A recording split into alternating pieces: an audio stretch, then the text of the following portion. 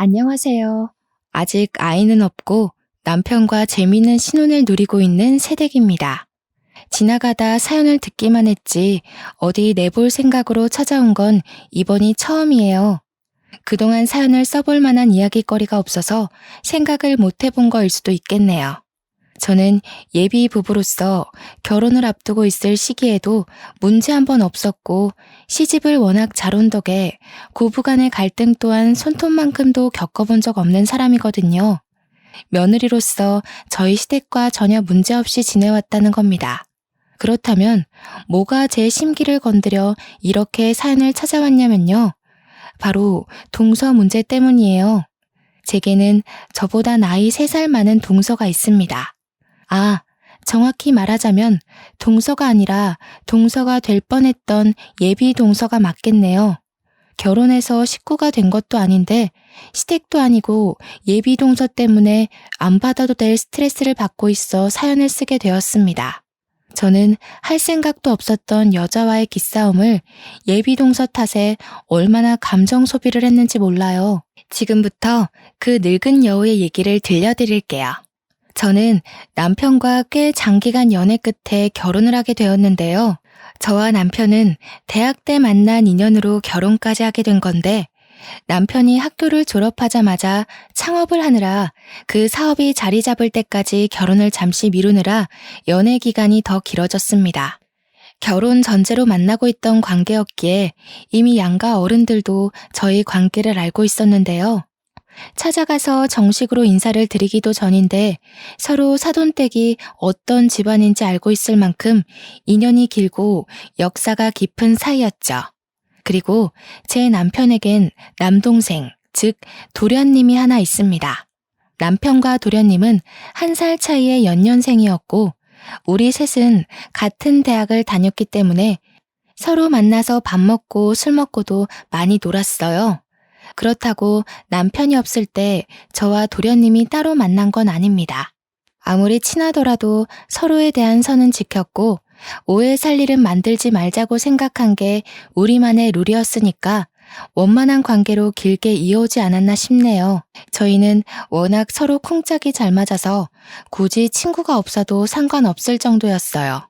창업도 남편과 도련님이 같이 합심해서 하는 일이었기에 졸업을 하더라도 저희 셋은 붙어 지냈습니다.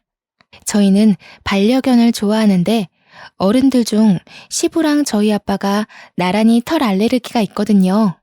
그 때문에 서로 반려견에 대한 로망만 있었지 막상 키울 엄두를 못 내본 것마저 저희들의 공통점이었어요. 그래서 계획하게 된 것이 바로 반려견 수제 간식을 파는 매장이었고 반려견 키우는 세대가 갈수록 늘어가다 보니까 아파트 단지 주변으로 자리만 잘 잡으면 꽤나 매출을 올릴 수 있는 좋은 시도였습니다. 일머리가 있었던 건지 똑똑했던 남편의 지시대로 고비 한 번 없이 진행이 되었는데요. 도련님도 자기 형님 지시를 잘 따라주는 덕에 형제 둘이서 일손이 척척 맞아떨어져 장사가 더 잘 되었죠. 일하는 사람끼리 합이 잘 맞으니까 매장이 입소문 타는 데는 2년밖에 걸리지 않았습니다. 제가 사는 지역의 맘카페도 3군데에 좋은 후기가 달리기 시작하더니 매출이 폭발적으로 늘어나기 시작해서 결혼 자금 모으는 건 또 금방이더라고요. 결혼 자금뿐이었겠습니까? 믿기 힘드시겠지만 고작 2년 넘게 장사를 했을 뿐인데 지방 아파트 하나 할 정도까지 벌었다니깐요. 남편 목표가 체인점을 내는 거였는데 끝내 창업 컨설턴트를 만나 면담을 나누고 난 후 프랜차이즈 사업까지 따내는 제 남편을 보고 그 남자다운 추진력에 또 한 번 반해버렸네요. 덕분에 저희는 경제적으로 상당히 안정된 여건에서 결혼식을 올릴 수 있었습니다. 남편이 너무 오래 기다리게 해서 미안하다고 했지만 저는 전혀 개의치 않았어요.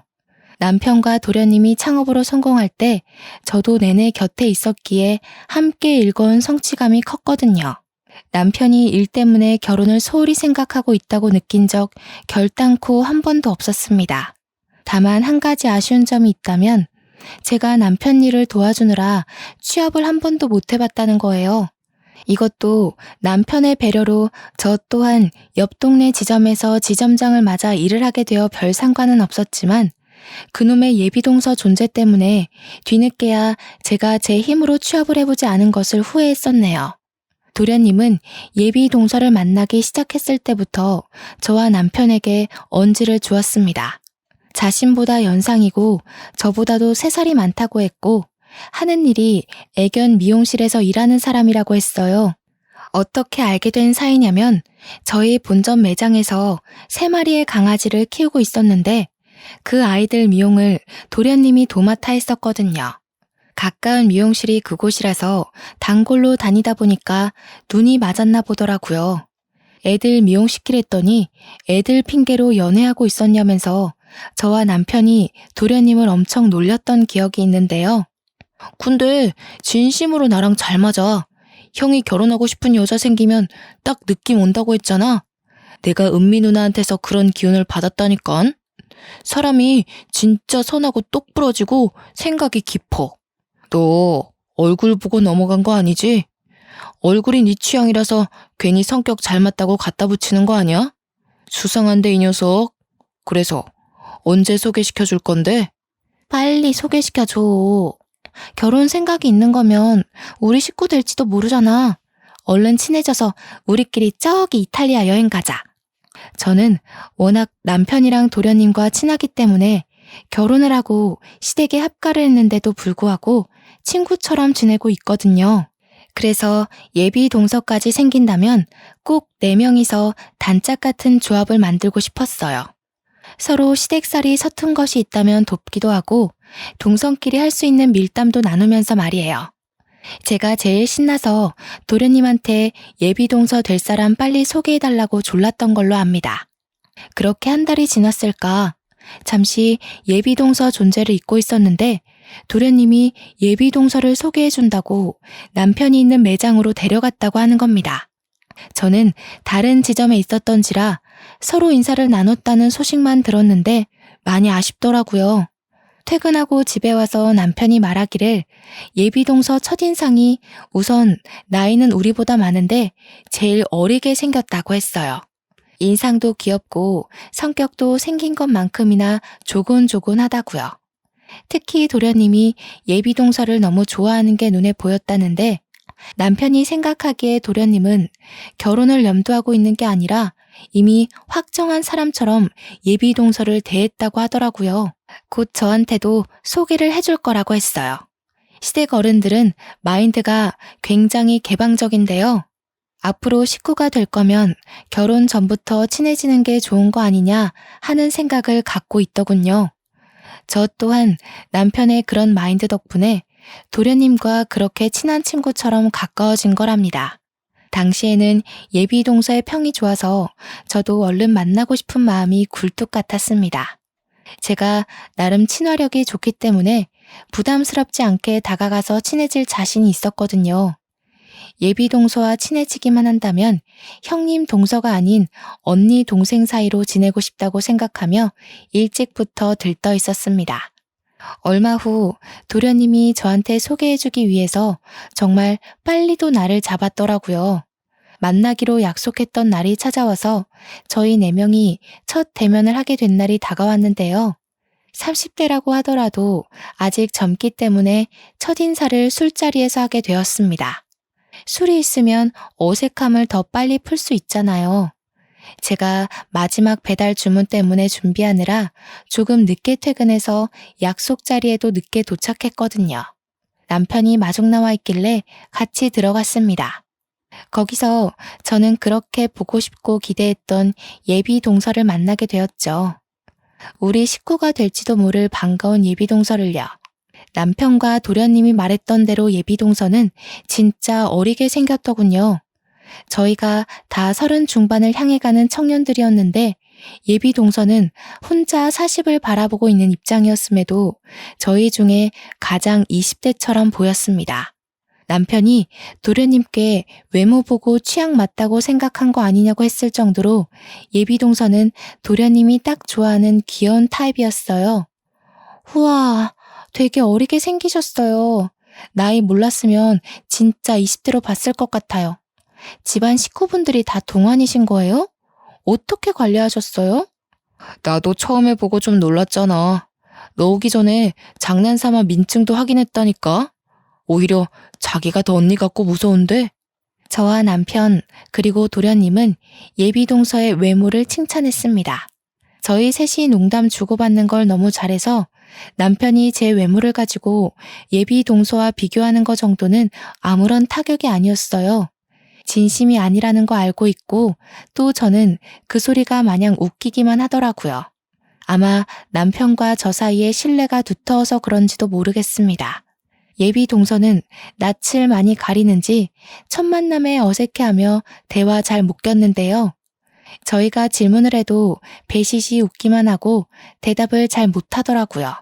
제가 나름 남편과 도련님을 제치고 예비 동서한테 분위기를 맞추며 대화를 많이 시도했는데도 예비 동서는 저를 좀 불편해하는 기색이었습니다. 남편이랑 도련님 질문에는 호응을 하는 것 같은데 제 질문에는 얼버무리며 대답을 하는 것 같기도 했어요. 내가 형님 되는 입장이라 불편해서 그러는 건가? 아니면 내가 동생같이 안 생겨서 그런가? 싶으면서 갈수록 별 생각이 다 들더라고요. 물론 저와 예비 동서의 어색함만 아니면 자리 자체의 분위기는 좋았습니다.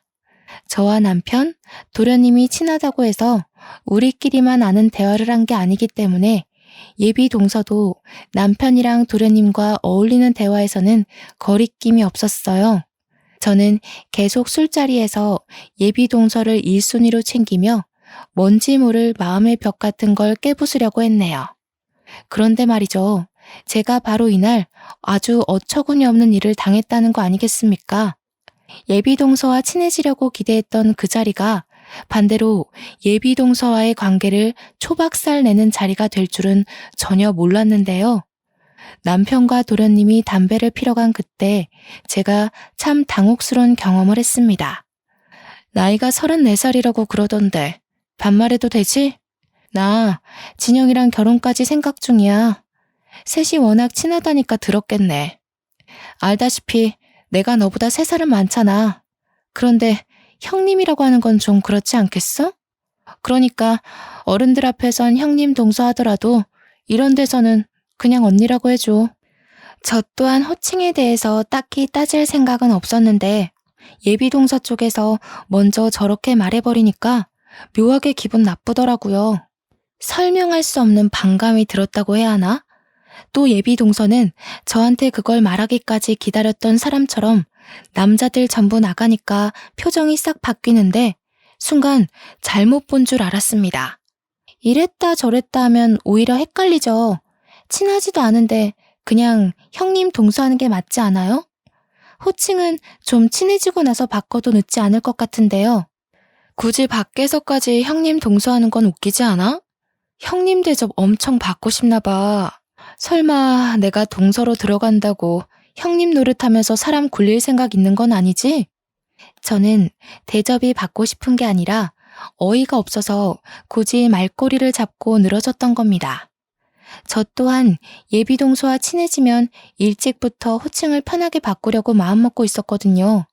그런데 반말하자는 의논도 없이 혼자 말을 놓더니 저더러 융통성 없게 굳이 호칭 고집하는 사람 취급을 하잖아요. 이게 초면에 들으면 기분 나쁜 말 맞지 않습니까?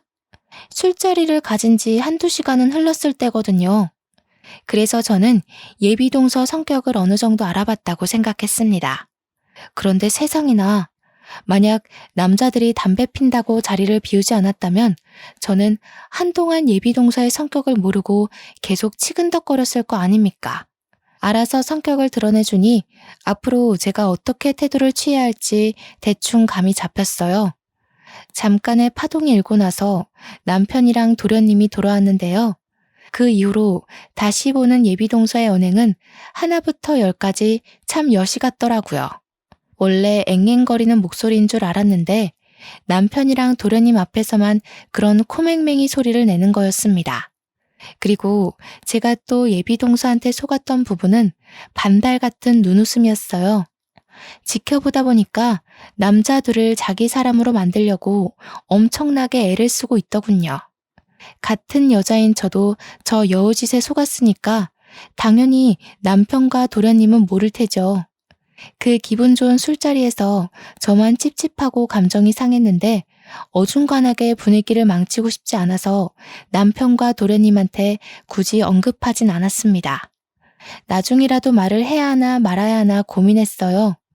도련님이 예비 동서의 말에 끔뻑 넘어가는 상황인데 거기다 대고 제가 예비 동서에 대한 평판을 안 좋게 말하면 뭐라고 생각하겠습니까? 증거도 없고 뭣도 없는데 그렇게 말했다간 자칫 남 뒷담화하는 걸로 비춰질 것 같아서 뭔가 조심스럽더라고요. 그래서 도련님한테 직접적으로 말하진 못하고 남편한테만이라도 은근슬쩍 언지를 줘볼까 했습니다. 그 다음날 아침 먹고 방에 들어와 출근 준비를 하면서 물어보았죠. 진영이 여자친구 말이야.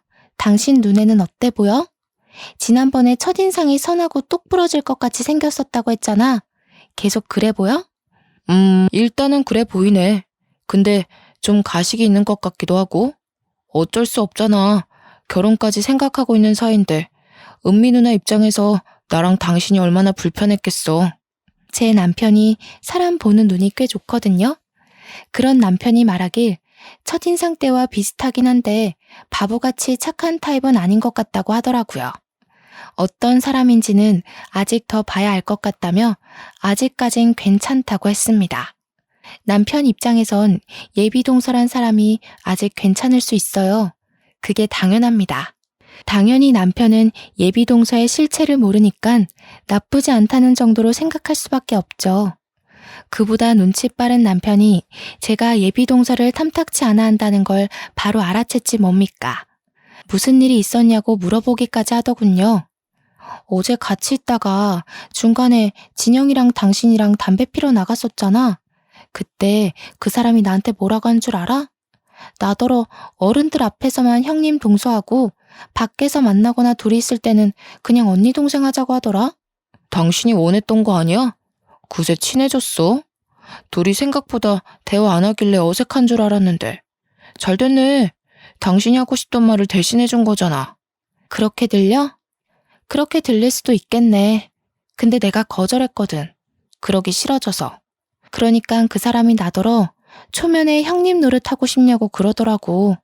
호칭을 상의한 것도 아니고 그냥 자기가 정한 대로 하라고 통보했어. 이거 내가 예민한 건가? 진짜 은미 누나가 그랬다고? 확실히 당신한테 그렇게 한 행동은 잘못되긴 했네. 나라도 그런 식으로 말 들었으면 정뚝 떨어지지. 예민할 할만 했는데. 남편은 앞으로 예비동서를 좀 주시해봐야겠다고 하더군요. 남편은 늘 다른 사람 말은 듣지도 않고 항상 제 말을 우선순위로 두는 사람이에요.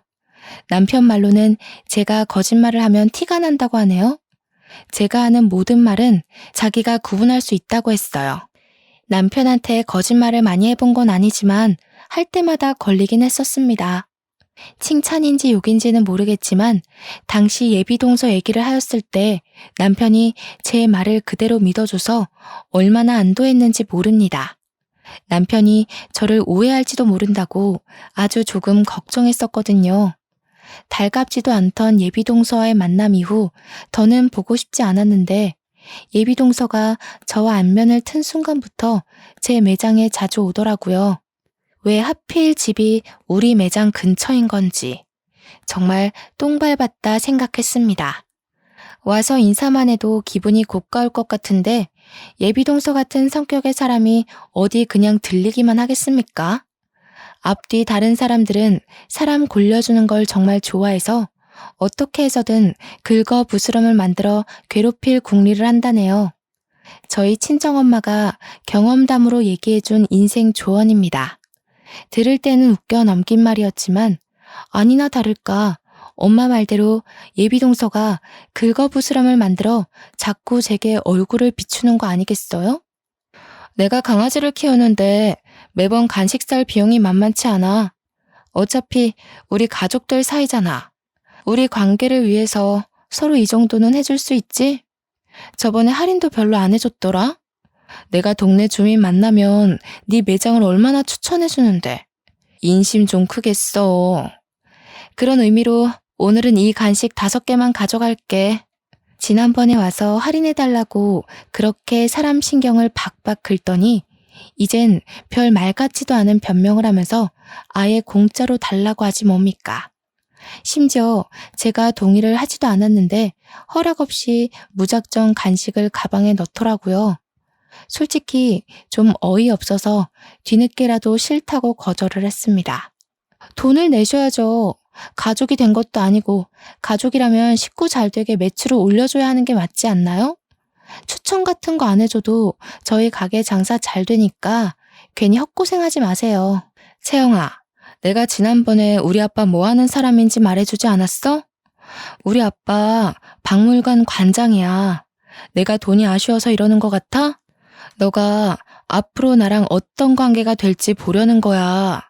그러니까 그쪽이 대체 뭐라고 저를 이렇게 시험하는지 모르겠는데 일단 그 반말 좀 안 했으면 좋겠거든요.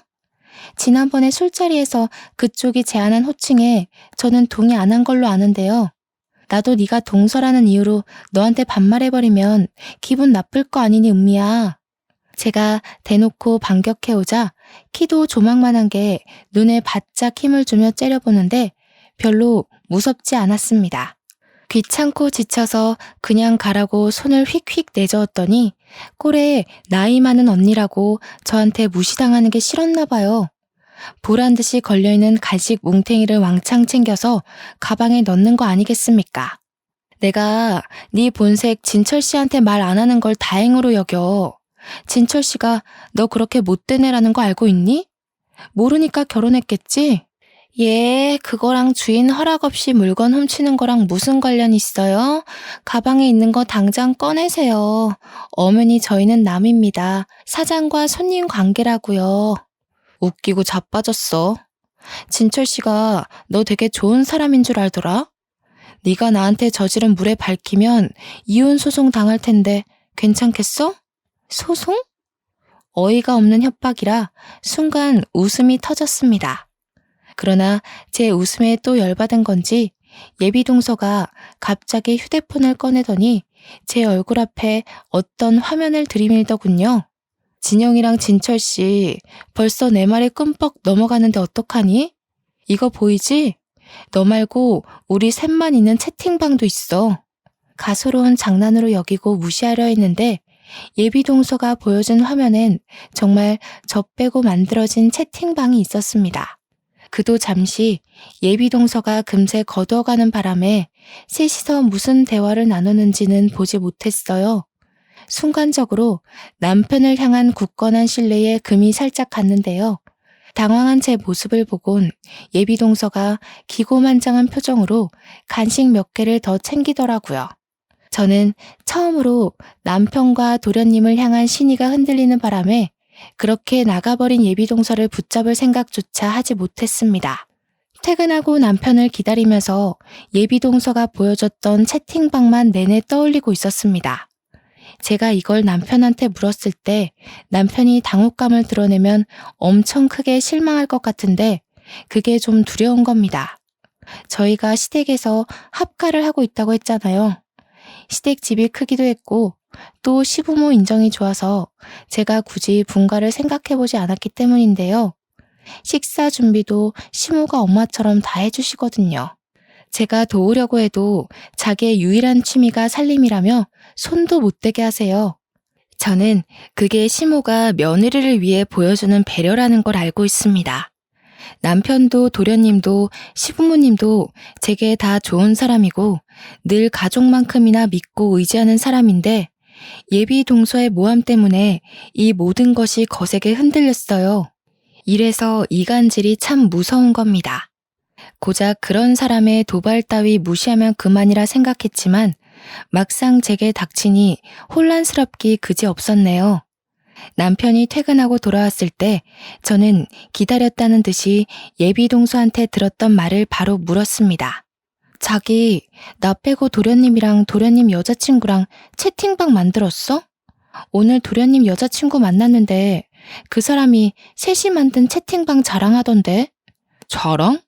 자랑할 게 뭐 있다고. 얼마 전에 채팅방 만들긴 했지. 둘이 결혼할 거잖아. 은미 누나가 우리 집에 줄 선물 같은 거 택배로 붙여줄 일 있을 거라고 해서 채팅방에서 알려주겠다길래 누나가 먼저 만들던데.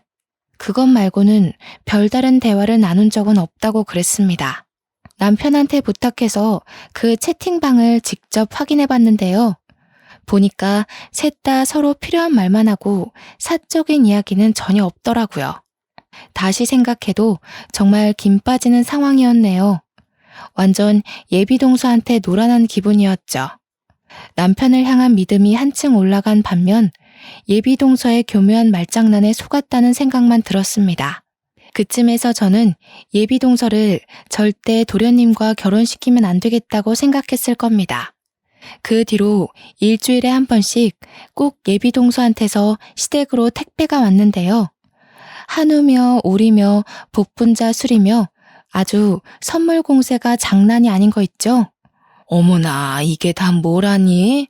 아직 정식 인사도 안 올렸는데 이렇게까지 받는 건 좀 부담스럽다. 마음은 충분히 알았으니 진영이 네가 그만해도 된다고 말 좀 전해라.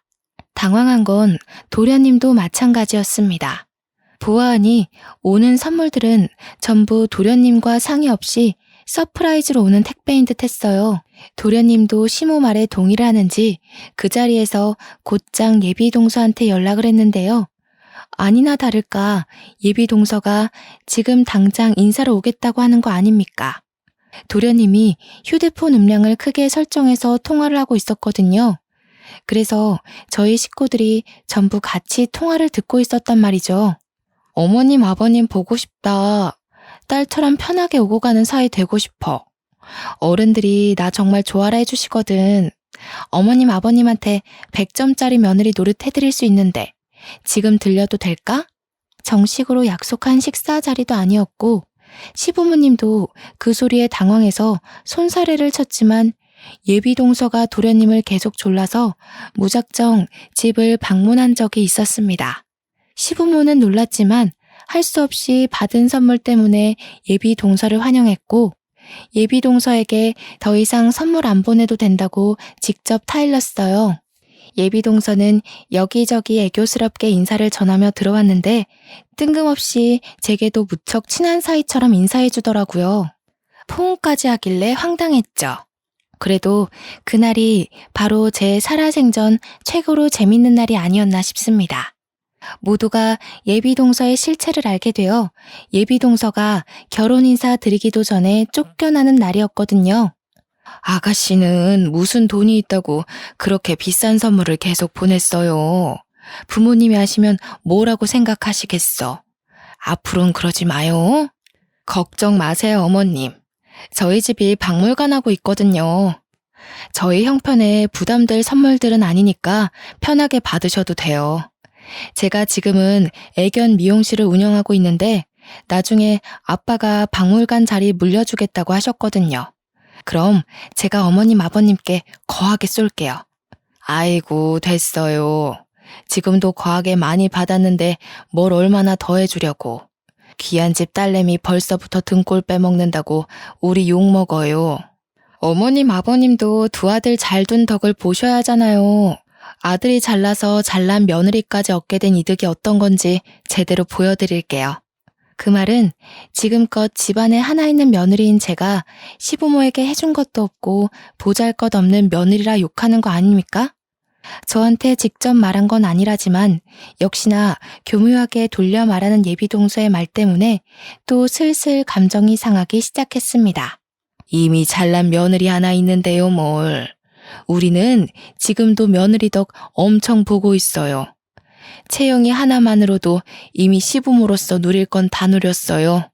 은미라고 했던가? 우리 둘째랑 결혼하면 뭐 해주려 하지 말고 그냥 우리 아들이랑 잘 살아주기만 하면 돼요. 어머님, 그건 며느리한테 대접 안 받아보셔서 하는 소리죠. 요즘 며느리의 효도는 옛날처럼 현모양처인 여자가 아니에요. 능력 좋아서 용돈 두둑히 챙겨주는 사람이지.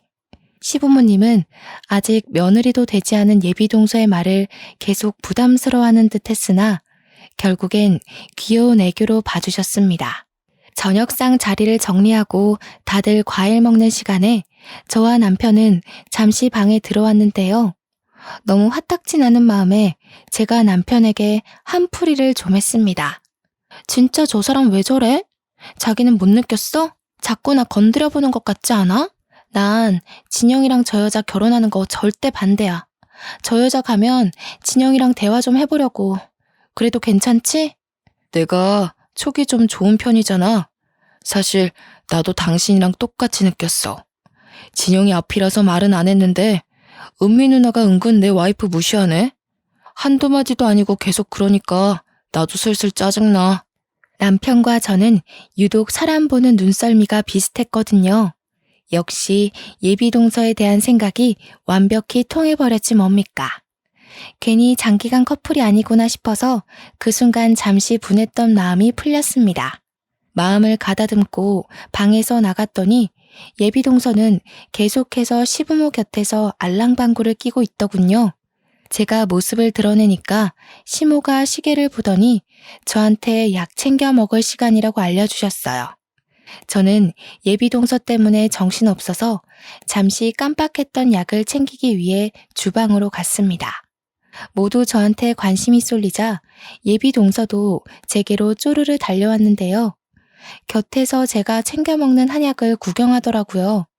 그 사이 시모는 잠깐 화장실 간다고 자리를 비웠고 시부는 진작에 방에 들어간 뒤로 내내 바깥을 나오지 않았습니다. 그 순간 얼떨결에 저와 예비동서만 마주하게 된 거죠. 남의 가게 물건 훔칠 때부터 알아봤는데 예비동서가 은근 욕심이 많은 편인 것 같더라고요. 한약을 만지작거리는 예비동서를 보니까 문득 골탕 먹이고 싶은 생각이 번뜩 떠오른 겁니다. 워낙 공짜 좋아하고 남의 것에 탐이 많은 사람이니 분명 제가 미끼를 던지면 걸릴 거라 예측이 되더군요. 무슨 약이 이렇게 많대? 이거 다 네가 먹는 약이야? 어디 몸이 안 좋나 봐. 괜히 몸 안 좋은 척하면서 집안일 안 하려는 핑계는 아니지? 그런 꼼수도 누구처럼 평소 하는 사람들이나 생각해내는 거고, 이건 어머님이 젊을 때부터 건강 챙겨야 된다고 여자한테 좋은 약 지어준 건데, 어머니께서? 너는 어머님이 해준다고 그대로 홀라당 받아먹니? 그나저나 자꾸 반말하네? 나랑 계속 불편하게 지내겠다는 거야? 그럴 리가. 나이 많은 걸 내세우고 싶으면 먼저 모범을 보여봐. 그 전에 이 결혼을 과연 할 수 있을지 모르겠네. 예비동서가 제게 한마디 더 쏘아붙이려는 그때 시모가 화장실에서 나왔습니다. 저를 째려보던 예비동서는 한약을 한 움큼 챙겨서 자기 가방에 넣더니 그중 하나를 뜯어 입에 물더라고요. 그리곤 시모한테 쪼르르 달려가서 또 아부를 떨기 시작했는데요. 어머님, 채영 씨한테 며느리라고 이런 것까지 챙겨주셨다면서요? 제가 이 집에 며느리로 들어오면 제가 어머님 아버님께 한약 지어드릴게요. 원래 이런 건 며느리들이 하는 건데 채영 씨가 좀 눈치 없었다. 그쵸? 예비동서가 한약을 쪽쪽 빨아먹는데 그 순간 온화하기만 하던 시모의 얼굴이 새빨개지면서 열이 확 올랐습니다. 그리곤 시모가 예비동서 손에 들린 한약을 바로 빼앗았어요. 여태 보여주지 않은 무서운 얼굴을 하며 예비동서에게 성을 내기 시작했죠. 어머, 이게 무슨 약인지 알고 손을 대는 거예요? 아가씨가 왜 이걸 먹어요? 내가 우리 채영이 임신 준비한다고 제일 비싼 한의원 가서 손수 준비한 건데 약재 하나하나 상담받으면서 고른다고 얼마나 신경 쓴 줄 알아요? 아는 사람 소개받아서 겨우 의사랑 면담해서 지은 거란 말이에요. 그 의사가 어디 아무 부탁이나 들어주는 줄 알아요? 아우, 이 아까운 약 어떡해. 시모의 호통에 방에 들어갔던 시부도 배불러서 여기저기 흩어져 있던 남편과 도련님도 거실로 모였습니다. 예비동서는 당황해서 어버버거리고만 있을 뿐이었죠. 시모는 한 방울이라도 흘릴까 싶어서 손으로 조심히 들고 가 컵에다 약을 부었어요. 양이 한참 모자란다며 또 한 번 성질을 냈습니다. 예비동서가 뒤늦게 상황을 수습하고자 슬금슬금 시어머니 곁으로 다가오더니 어머님 하고 딱 한마디 했거든요. 그랬더니 시모가 인정사정 없이 예비 동서를 향해 반말을 퍼붓기 시작하는 겁니다. 어머님은 무슨 어머님이야? 내가 왜 네 어머님이야? 나이를 그만큼이나 먹고도 어떻게 이리 조심성이 없어? 남의 물건에 손을 대더라도 뭔지 묻는 게 먼저 아니니? 그래가지고 어느 집안의 며느리가 되겠다고 유난이야? 시모가 하는 말에 예비 동서가 그제서야 저의 꾀에 걸렸다는 걸 알고 저를 째려봤습니다. 그 모습이 너무 고소해서 시모 뒤에서 몰래 웃음 지었거든요. 그랬더니 열받은 예비 동서가 도련님한테 들러붙으며 불쌍한 척 연기를 하였는데 아직 자기 편이 있으니 든든하다 뭐 그런 표정도 뒤섞여 있었습니다. 전부터 느낀 거지만 예비 동서는 저한테 이 집에선 이 편은 없을 거라는 걸 보여주고 싶어 하더라고요. 유치한 질투에는 유치한 방법을 쓰는 게 가장 약이지 않겠습니까? 저 또한 예비 동서처럼 생전 해본 적도 없는 연기를 해버렸네요. 어머님, 그거 그냥 은미 언니 주세요. 안 그럼 저 또 무섭게 시달려야 돼요. 오늘 일을 빌미로 또 제 가게에 물건 훔치러 올 수도 있어요. 도련님 생각해서 말 못했는데 언니가 저더러 형님 대접받고 싶으면 자기한테 언니 대접이나 잘하라고 그랬거든요. 나도 아까 밥 먹을 때 느낀 건데, 은미 누나, 왜 제 와이프 무시해요? 무시가 아니라 견제인가? 누나가 보기에도 제 와이프가 며느리로서 더 훌륭하니까 벌써부터 라이벌 심리 생겨서 그러는 거예요? 아니, 대체 이게 무슨, 그보다 가게에서 물건을 훔쳤다는 게 무슨 말이야? 누나, 언제 형수 가게에 갔었어? 왜 말 안 했어? 훔치긴 뭘 훔쳤다고 그래. 제가 말 이상하게 하는 거야. 내가 뭐가 아쉬워서 비용 지불도 안 하고 그냥 가져가겠어? 우리 집 돈 많아. 언니, 제 약도 가방에 잔뜩 훔쳐갔잖아요. 뭐 결혼하게 되면 저보다 더 노산일 테니까 같이 먹는 건 상관없는데 그래도 어머님께 말씀은 드리고 가져가시지. 저도 제가 이런 연기를 할 수 있는 사람인지 몰랐습니다. 누굴 따끔하게 혼내주려다 보니까 저절로 제 마음속에 억울한 내면이 튀어나와 발악한 것 같네요. 시모가 끔찍이도 아끼는 한약을 하나 먹은 걸로도 모자라 한 움큼 훔쳐갔다고 하니 시모 눈이 완전 돌아버리더라고요. 시모는 당장 예비 동서한테 달려가 예비 동서가 메고 있는 가방을 벗겼습니다. 그랬더니 예비 동서가 훔쳐간 한약들이 바닥으로 후두두 쏟아져 버렸죠. 이 여자가 도둑 맞구만. 이게 하나당 얼마나 하는 줄 알아? 네가 우리 집에 무단으로 보낸 택배보다 비싼 거야. 남편은 시모와 함께 한약들을 주워 얼른 냉장고로 옮겼습니다. 그 사이에서 도련님은 예비 동서의 성질머리와 도둑질을 했다는 사실에 놀라있기만 했는데요. 제가 남편한테도 예비 동서가 물건을 훔쳤다는 말까지는 안 했었거든요. 그런데 본의 아니게 통째로 밝혀버린 셈이었죠. 증거물로 매장 내 CCTV를 보여준다면 제가 연기한 모든 말의 신빙성이 높아질 겁니다. 참, 남편은 제가 하는 연기를 알아봤을지도 모르겠네요. 그리고 또 제가 어떤 의도로 그런 거짓말을 했는지도 알았을 거고요. 어머님, 쟤 지금 거짓말하는 거라니까요. 아까 어머님 뒤에서 웃고 있었어요. 다들 저 여자 본색이 어떤 줄 알고 저한테 이러시는 거예요? 저 정말 억울해요. 다 시끄럽다. 그리고 아가씨, 지금까지 개 있는 데서 있다가 그 옷을 그대로 입고 온 거요? 아까부터 신경이 쓰인다 했더니 아무래도 아가씨 온 뒤로부터 내 피부가 근질근질 가려운 게 딱 개털 때문이 틀림없고만 그래. 한참 난장판인 상황에 얌전히 지켜보던 시부가 한마디 했는데 시부는 식사 자리도 빨리 뜨고서 과일은 먹지도 않고 방에만 있었거든요. 보아하니 예비동서가 입고 있는 옷 때문이더라고요. 예비동서가 갑작스레 이 집을 방문한 거라서 차마 주의사항을 몰랐던 거예요. 시부가 개털 알러지가 있는데 그 옷 그대로 집에 들이닥친 거죠. 저희는 그런 사실을 알고 있기 때문에 일부러 매번 매장에서 유니폼을 입고 퇴근하면 사복으로 갈아입은 뒤에야 집에 들어가거든요. 시부 얼굴이 점차 울긋불긋해지는 것 같았는데 다 그 이유였더라고요. 그러면서 시부가 손수건으로 코랑 입을 막은 채 시모한테 무어라 지시를 했는데요. 시모가 베란다에 뒀던 여러 가지 박스를 들고 나오는 게 아니겠습니까? 남편이 나서서 그걸 도와줬습니다. 그건 다름 아닌 그동안 예비동서가 시댁에 보냈던 수많은 선물들이었어요. 우리 이거 손도 안 댔으니까 도로 가져가요. 아가씨는 대체 우리 집을 뭘로 본 거요? 나는 이걸 성이라고 생각했어요. 그런데 오늘 아가씨 말 들어보니까 우리를 돈에 환장하는 사람으로 취급한 거였네요.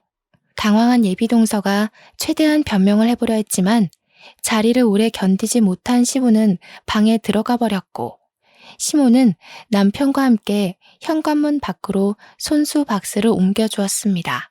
그때까지도 예비동서가 도련님을 붙잡고 난리 부르스를 쳤는데 도련님은 제 가게에서 물건 훔친 것이 사실인지 아닌지가 중요해 보였어요. 저한테 매장 CCTV를 보여달라고 요구하길래 휴대폰으로 정확한 시간까지 알려주면서 보여줬고 도련님은 곧 결혼할 정혼자의 도둑질이 하루 이틀이 아니었다는 걸 확인해 버렸습니다. 그 자리에서 도련님은 예비 동서에게 이별을 고하고 밖으로 내쫓아 버렸죠. 남자가 밀어내는데 조망만한 예비 동서가 이길리 만무하잖아요. 참 볼품없이 쫓겨났죠. 저는 베란다로 달려가 예비 동서가 짐을 질질 끌고 가면서 나가는 걸 내려다봤는데요. 꼴이 엄청 우습더라고요. 저는 대놓고 키들거리면서 저 멀리 경비 아저씨한테 소리를 쳤습니다. 아저씨, 저희 502호예요. 저기 저 여자 얼굴 제대로 확인했다가 다시는 이 아파트 얼씬 못하게 해주세요. 남의 집에 물건 훔치러 다니는 손버릇 나쁜 도둑놈이거든요. 제가 평소 워낙 인사성이 밝아서 경비 아저씨랑 잘 알고 지냈거든요. 아저씨가 저를 바로 알아보고 예비 동서를 당장 조치 들어갔습니다. 경비한테 재촉당하며 쫓겨나는 예비 동서를 보는데 그렇게 꼬실 수가 없더라고요. 예비 동서가 아파트를 빠져나가는 순간 그동안 받은 스트레스도 같이 싹 씻겨 나갔지 뭡니까. 나중에 도련님이 저를 찾아와서 그동안 시달렸었냐고 몰라서 미안했다고 사과를 했는데요. 이건 예비 동서 탓이지 도련님 탓이 아니지 않습니까? 저는 지나가는 쥐 한 마리 때문에 저희 의리에 타격이 가길 원치 않았습니다. 예비 동서의 존재가 뭐 대단한 거라고 그 때문에 우리 셋의 사이가 망가졌다고 생각하지 않기도 했고요. 여기서 중요한 건 누굴 탓하는 것보다는 예비 동서를 우리 식구로 받아들이기 전에 쫓아냈다는 것이 포인트예요. 그것에만 의의를 두면서 저와 남편은 도련님의 죄책감을 덜어주었습니다. 예비 동서한테 딱 하나 고마운 게 있다면 시댁 식구랑 식사 시간에 담소거리를 만들어줬다는 건데요. 솔직히 누굴 뒷담화하는 마음이 맞을 때 친밀도가 엄청 상승하지 않습니까? 예비 동서 욕을 할 때마다 저희 식구들 마음이 다 같이 단합이 된다는 거예요. 한때 예비 동서와 인연을 맺었던 도련님까지도 예비 동서한테 흠뻑 빠졌던 자신에게 고개를 내줬더라고요. 그 일이 벌써 4개월 전이 되었지 뭡니까? 이미 한참 지난 일이라서 그런가 제가 당시 왜 그렇게 스트레스를 받았는지 모르겠습니다. 그렇지만 그런 사람을 또 만나게 된다면 나쁜 의도임을 알면서도 똑같이 스트레스를 받고 있지 않을까 생각해요. 원래 좋은 것보다 나쁜 것이 더 크게 보이고 강하게 와닿잖아요. 이렇게 나이 들어가면서 경험치가 쌓이다 보면 나쁜 것에 잡아먹히지 않는 내공이 생길 수 있지 않을까요? 점차 단단해지는 제 자신을 깨닫게 된다면 상상만 해도 기특하고 자랑스러울 것 같네요. 조금은 가벼운 스토리로 들렸을 수도 있을 것 같습니다. 그래도 제 사연이 청취자분들께 고소함과 즐거움을 드렸기를 조그맣게 바라봅니다. 다들 오늘보다 더 단단한 내일의 내가 되도록 파이팅하면서 지냈으면 좋겠습니다. 지금까지 제 사연 들어주셔서 고맙습니다.